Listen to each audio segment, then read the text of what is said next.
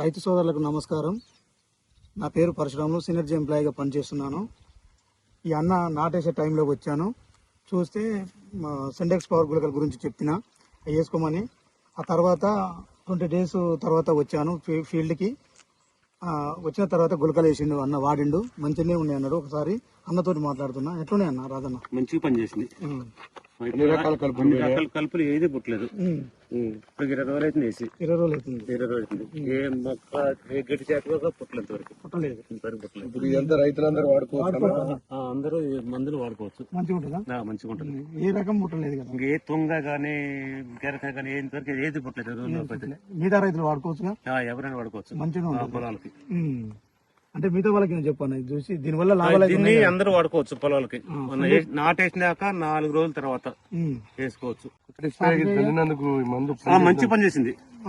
Super పని చేసింది. మిగతా రైతులకు సినర్జీ పోషకాలకు పుట్టిల్లు, రైతులు పండించే పంటలకు హరివిల్లు.